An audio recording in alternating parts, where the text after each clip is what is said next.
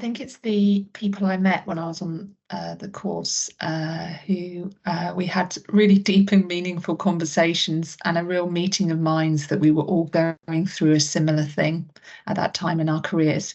Many of them I've stayed friends with for the last 13 years, and we've been each other's chief cheerleaders, biggest support, and they've offered me some of my wisest counsel.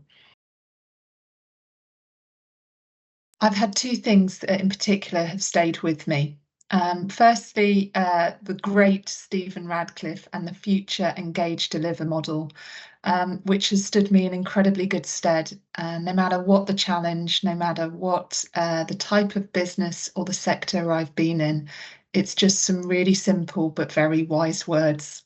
And then the second thing was we had the Boots personnel director at the time who gave a really profound piece of advice that the best leaders' North Star was being committed to the success of their people, whether it was in the business or external. And that's something that I've tried to remain true to throughout my career since then. And it's something, and I'm ever so proud when I see people I've worked with or have been in my teams who are just thriving in whatever they've chosen to do. The lessons that I learnt on the course have enabled me to be successful in actually lots of other fields other than marketing. So I've taken on business leadership roles. I've worked in IT for a bit, and then most recently in commercial. And I think the lessons you learn on the course are not just relevant just to marketing. They help unlock your potential as a business leader. And that's something I was very lucky to have had the opportunity early on in my career to have that experience. So I have lots of ways. I always choose roles that throw me outside of my comfort zone, though that might be masochistic at some points.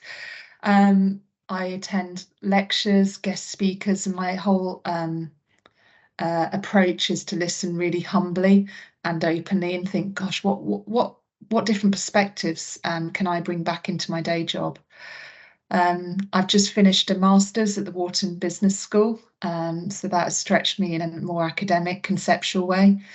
And then I think actually one that's greatly overlooked, I ask a lot of questions of my junior team members because they're actually often closer to the zeitgeist moment and, see things before they've been codified as, with a lot of consultants work and all that kind of thing. So they're actually, I think, some of the greatest source of innovative thinking.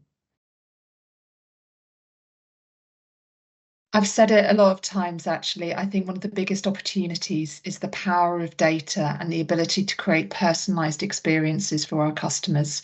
There are just so many ways that we can really raise our game through that.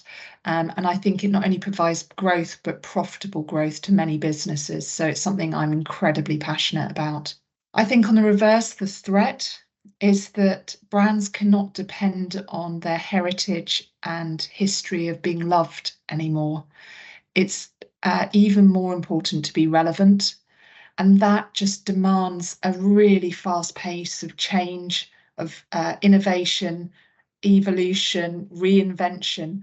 What was a 30-year cycle before can be a 3-year cycle now. And I think that demand to be relevant really kind of forces the businesses to be needing to be agile and respond quickly. And I don't think all businesses are set up in that way.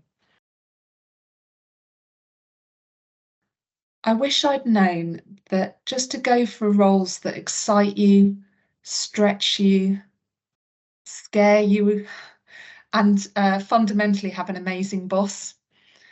Because for me, if you do that, the titles and the seniority will be a product of that, will be an outcome, because you'll have been inspired to do absolutely fantastic work.